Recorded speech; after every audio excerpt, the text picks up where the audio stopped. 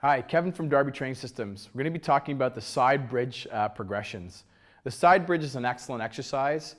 What happens with a side bridge, it no longer becomes a test of upper body endurance, but it's a test of shoulder stability as well as core stability on the side.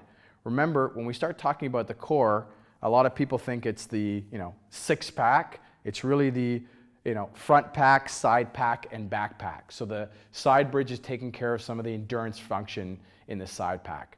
As we know from some of the research done by McGill, core endurance has a correlation with people with a low incidence of lower back pain. Doesn't mean if you have good endurance in the core you won't have back pain, but it's certainly people who don't have back pain tend to have better core endurance. So it's a quality that we want to make sure that we train with our clients. So Simone is going to help us out. She's going to start off with our first progression. Our first progression here is she's sitting her butt back to her heels, and this motion is going to be our hip hinge motion. She's not lifting her hips up, she's driving her hips forward.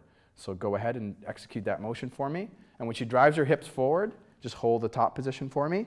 I'm going to verify that ear, shoulder, and hip are stacked, and sit back into your feet for me.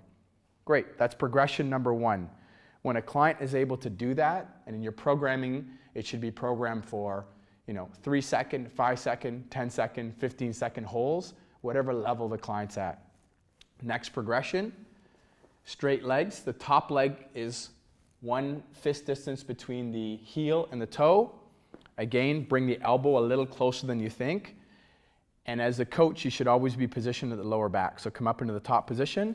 So here I can verify ear, shoulder, and hip are all in alignment, and I can put my hand underneath to make sure they can hold the position. Relax.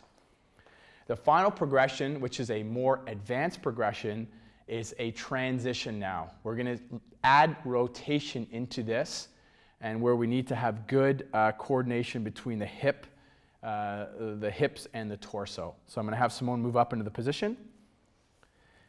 I'm going to coordinate with her, and I'm going to be very clear that I want the hip and the shoulder to move at the same time. So go ahead, rotate, hold the bottom position for me. Good, she transitioned. So she holds that bottom position, and as she comes up, I'm going to make sure that the hip and the shoulder move at the same time. Take a break. Good. So she would just transition back and forth. Notice that she's stacking the arm below the other arm. If you stack it above, you will find your arms keep walking away from your body. So make sure you stack it below. Okay. Remember, mobile to move and stable to train.